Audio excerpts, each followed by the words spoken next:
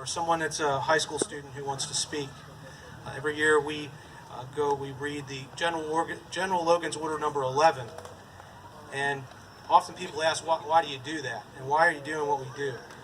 Our day starts at 6 a.m. in the morning, and we adorn the graves of the fallen at Mount Lebanon Cemetery at the Soldiers Block, and that was an order that was given during the Civil War. We still uphold that order today and perform adorning the graves. So today you're going to learn about how and why this is done. And Isaac C. Bell, Cadet Master Sergeant, Civil Air Squadron, Patrol Squadron 307 from here in Lebanon, is going to read General Logan's Order number 11. Please welcome Airman Bell.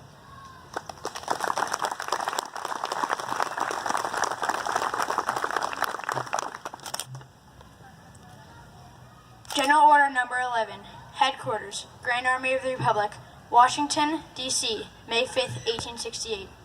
The 30th day of May, 1868, is designated for the purpose of strewing flowers or otherwise decorating the graves of comrades who died in defense of their country during the late rebellion, and whose bodies now lie in almost every city, village, and hamlet churchyard in the land.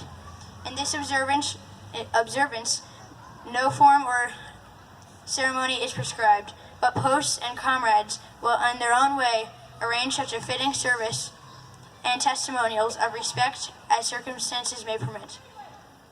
We are organized, comrades, as our regulation tells us, for the purpose, among other things, of preserving and strengthening those kind and fraternal feelings which have bound together the soldiers, sailors, and Marines who united to suppress the late rebellion.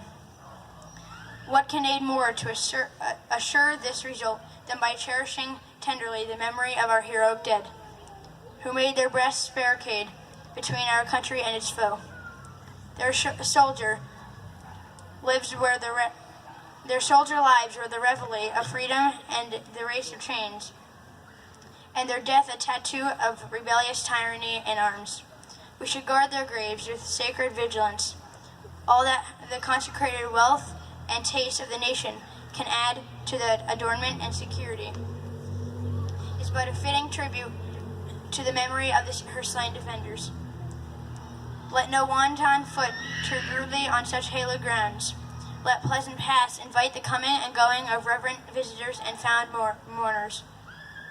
Let no vandalism of avarice or neglect, no ravages of time, testify to the present or to the coming generations that we have forgotten, as a people, the cost of free and the undivided republic. If other eyes grow dull and hands grow slack, and other hearts cold and solemn trust, ours shall keep it as long as the light and warmth of life remains in us. Let us then, at the appointed time, gather around their sacred remains and garland the passionless mounds above them with choicest flowers of springtime. Let us raise above them the dear old flag they have saved from dishonor. Let us in the solemn presence renew our pledges to aid and to assist them whom they have left among us as sacred charges upon the nation's gratitude, the soldiers and the sailors, widow and orphan.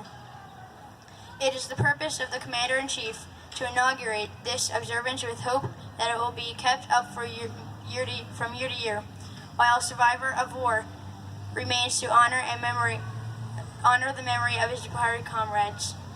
He earnestly desires the public press to call attention to order and lend its friendly aid in bringing the notice of comrades in all parts of the country in time for simultaneous compliance therewith. Department commanders will use every effort to make this order effective. By order of General John A. Logan, Commander-in-Chief, N.P. Chipman, Adjutant General.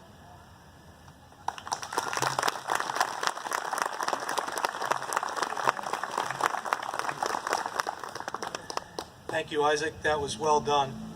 Next, that's your brother, correct? His brother Caleb Bell is up here. He's a Cadet Master Sergeant as well in the Civil Air Patrol Squadron 307 here in Lebanon, and he will be reading President Lincoln's Gettysburg Address. Please welcome Caleb Bell.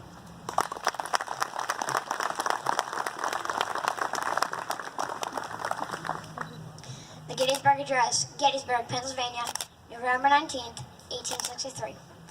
On June 1st, 1865, Senator Charles Sumner commented on what is now considered the most famous speech by President Abraham Lincoln. In his eulogy on the slain president, he called it a monumental act. He said Lincoln was mistaken that the world would little note nor remember what we say here. Rather, the Bostonian remarked, the world took note at once and will never cease to remember it. The battle itself is less important than the speech. 77 years ago, our fathers brought forth on this continent a new nation, conceived in liberty and dedicated to the proposition that all men are created equal. Now we are engaged in a great civil war, testing whether that nation, or any nation, so conceived and so dedicated, can long endure. We are met on a great battlefield of war. We have come to dedicate a portion of that field as a final resting place for those who here gave their lives that that nation might live. It is altogether fitting and proper that we should do this. But in larger sense, we cannot dedicate, we cannot consecrate, we cannot hallow this ground. The brave men, living and dead, who struggled here, have consecrated it far above our poor power to add or detract. The world would little note nor remember what we say here. But it can never be forgotten what they did here. It is for us, the living, rather to be dedicated here to the unfinished work which they who have fought here, us, thus, far nobly advanced. It is rather for us to be here dedicated to the great task remaining before us, that from these honored dead we take increased devotion to the cause for which they gave the last full measure of devotion, that we here highly resolve that these dead shall not die in vain, that this nation under God shall have a new birth of freedom, and that the government of the people, by the people, for the people, shall not perish from the earth.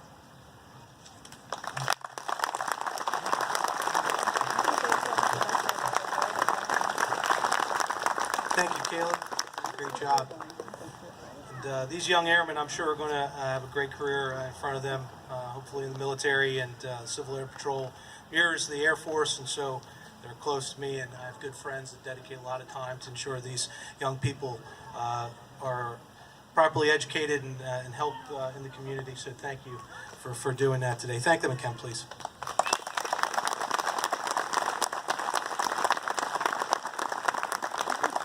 Next, we'll have the Cedar Crest High School Band play America for us again. And